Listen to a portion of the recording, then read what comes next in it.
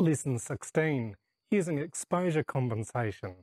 You learned in the previous lesson that there's no right or wrong way to expose your photos. Managing your camera settings to get the results that you want is what really matters.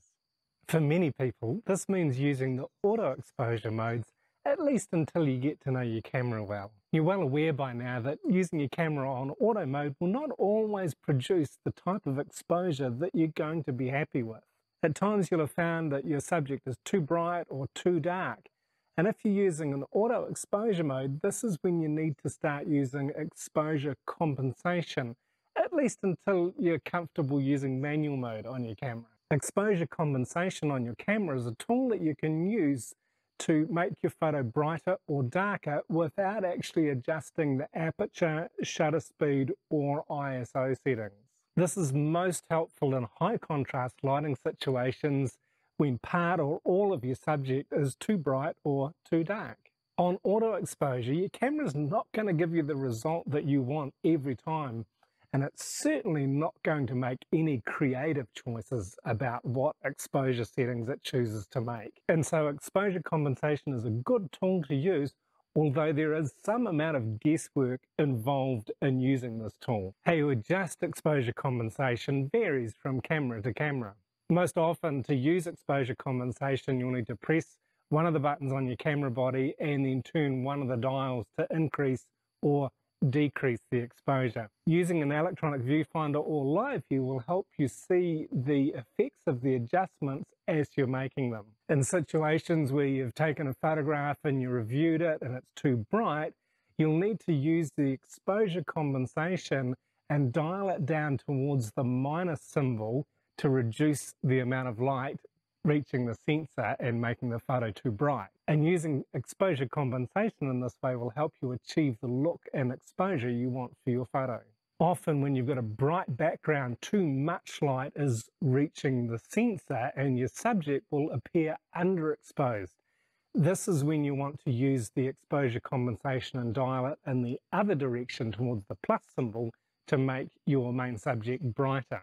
It will mean that the background will be overexposed, but most often it's your main subject that you want to achieve a good exposure for. So using the exposure compensation dial towards the plus symbol will brighten up your subject. With your camera set to aperture priority mode, using the exposure compensation will adjust the shutter speed. If you're using your camera in shutter priority mode, using the exposure compensation will adjust the aperture value. If you do use program mode and adjust the exposure compensation, it will usually affect the shutter speed, but this differs from camera to camera.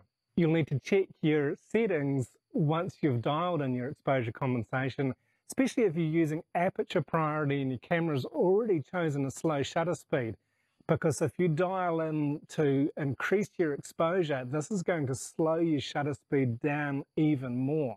And you'll run the risk of getting blur from camera shake if you're hand holding your camera. Using the exposure compensation on your camera does involve a bit of guesswork to get the exposure that you want. And on some cameras it can be a bit fiddly to use, and it can slow down the photo taking process because you've got to manage another setting. But if you want to keep using your auto exposure modes, then it's a good idea to learn and practice using exposure compensation, because this will help you expose your photos in more creative ways. Lesson 16, practical exercise, using exposure compensation. In this exercise, you'll get a better idea of why and when you want to use exposure compensation and how to do it. First, find a light-toned subject that you can photograph where the subject's in the full sunshine and the background is in the shade. Set your camera to aperture priority and then shutter priority and then program mode, and on each of these modes, take a selection of photographs. Make sure in some of them that you include a large amount of background, and so that your subject is only really small in the frame.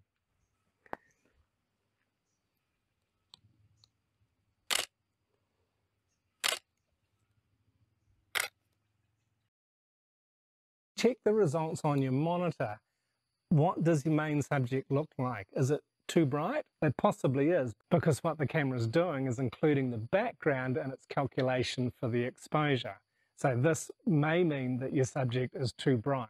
So now adjust your exposure compensation first to -1 and take a photo, and then -2 and take another photo, and check to see how different your main subject looks. Next, choose a dark subject to photograph that's got a bright background, so something against a bright sky will be really good. And take a few more photos using either aperture or shutter priority or program mode. In this scenario, your subject may appear too dark because the camera is calculating all of the light in the background as well, so your main subject is likely to be underexposed. Now use your exposure compensation set to +1 and +2, taking photos, and then check them on your monitor to see if your subject is looking better exposed than when you weren't using exposure compensation.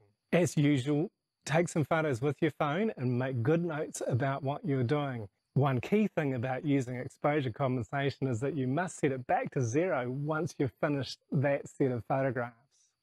Otherwise, you're going to wonder why your future photos may look too bright or too dark. This is what happens when you leave your exposure compensation set to a plus or a minus value. The main points from this lesson are: using the exposure compensation setting, you can override the choice that the camera makes.